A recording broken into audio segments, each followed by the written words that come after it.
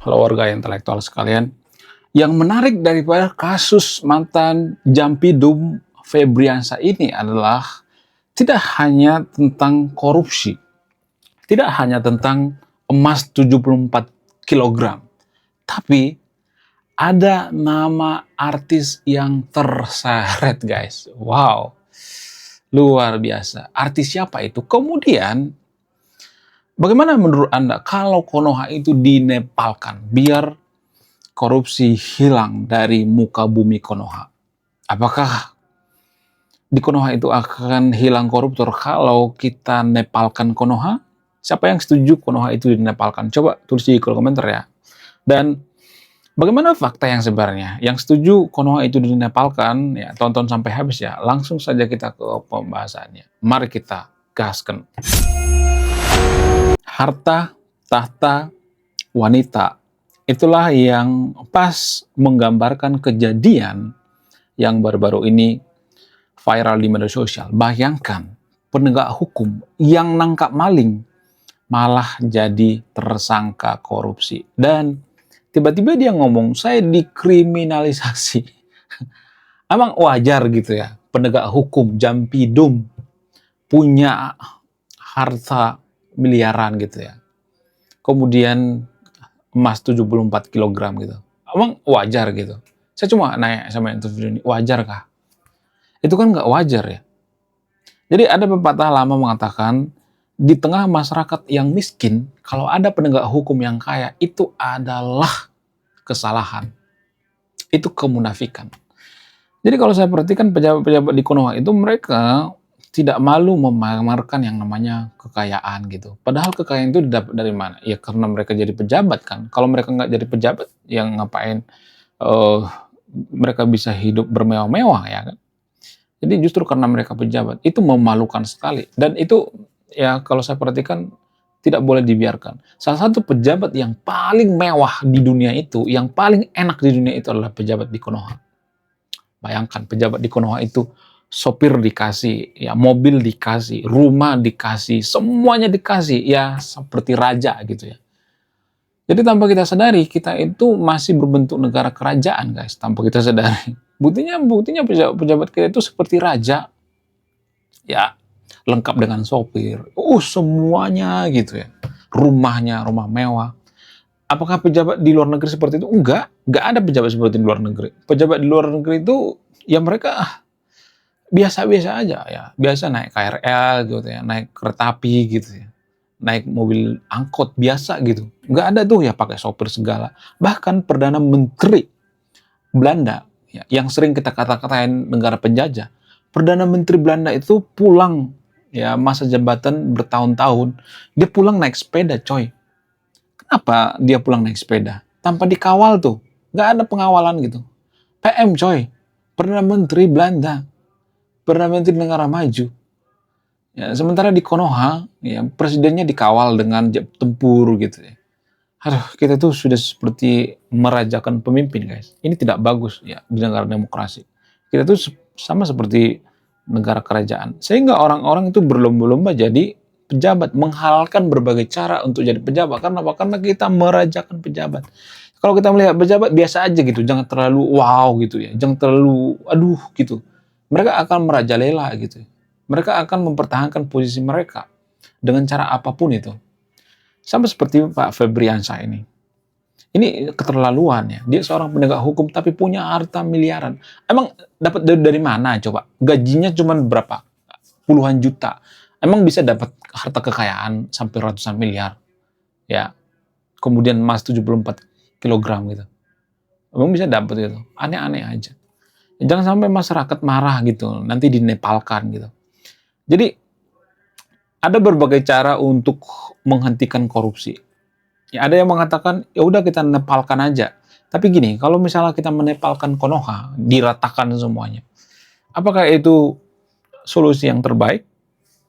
Ya, bagi orang yang sudah muak memang itu solusi yang terbaik. Tapi saya tidak nyuruh ya. Artinya gini, 1000 kali kita nepalkan Konoha pun kita tidak akan jadi negara maju. Korupsi tidak akan hilang. Kalau ada kalaunya.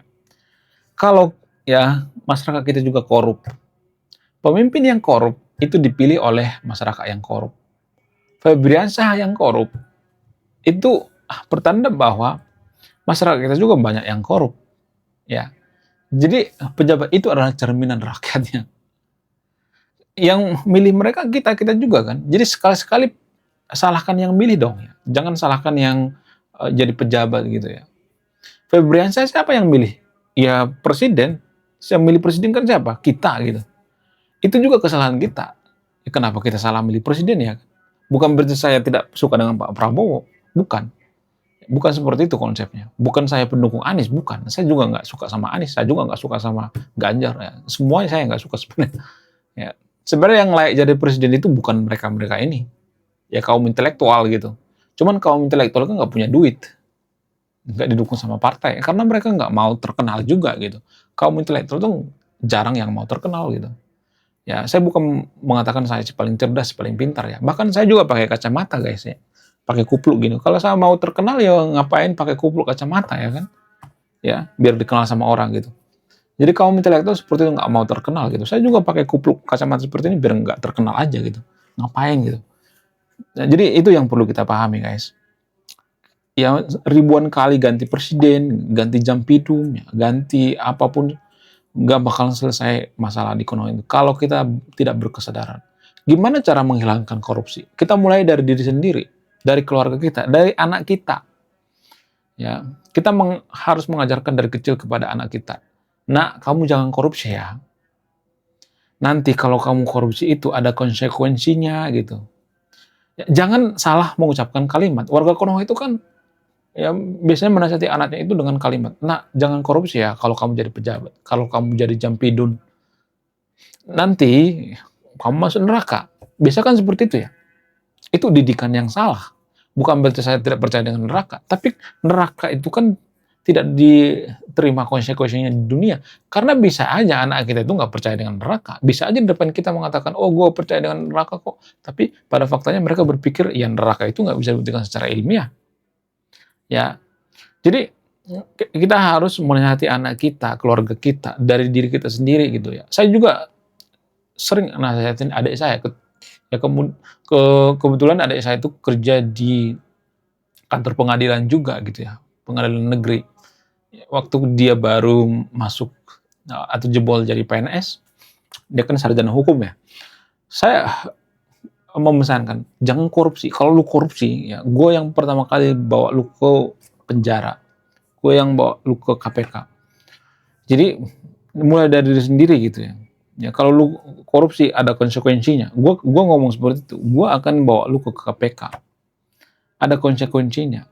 Jadi kalau menasihati anak, keluarga kita seperti itu. Ya kalau lu korupsi, ya gue akan bawa lu ke KPK gitu. Jadi jangan menikmati gitu. Kita kan kesal dengan koruptor itu karena kita nggak menikmati kan. Iya kan? Ya bisa aja kita menikmati misalnya nih ya, ada tuh kemarin tuh ada polisi yang korup yang mengumrohkan keluarganya. Mereka nggak nanya gitu, duitnya dari mana gitu. Padahal gaji polisi nggak seberapa kan. Harus kan nanya, jangan dinikmati gitu. Ya, jadi saya tidak berpihak pada siapapun di sini, yang disclaimer tujuan saya itu baik gitu ya. Supaya kita memahami ya, akar daripada korupsi itu dari mana sih sebenarnya. Itu dari budaya korupsi, dari kebiasaan kita gitu ya, dari karakter kita, dari kesadaran kita gitu. Ya, korupsi itu bukan hanya masalah pemerintah, tapi masalah rakyat juga. Karena yang milih pemerintah kan kita. Kalau masyarakatnya rata-rata korup, ya pemimpin juga seperti itu. Jadi kita mulai dari akar rumput, dari masyarakat dulu kita mulai gitu. Ya, itu yang perlu saya sampaikan. Ya mohon maaf bagian itu videonya. Mungkin saya mengecewakan Anda kalau saya tidak berpihak pada yang namanya nepalkan gitu ya. Nggak bakal berhasil kalau, ya mungkin untuk memotong beberapa generasi boleh-boleh aja dinepalkan, tapi itu harganya itu mahal sekali. Saya takut nanti kembali seperti tahun 98 gitu. Yang jadi sasaran itu minoritas. Ya kalau terjadi chaos itu yang sasaran itu jadi minoritas, guys. Itu yang saya takutkan gitu. Ya. Karena kita kan punya bakat gitu ya. Punya bakat demo brutal.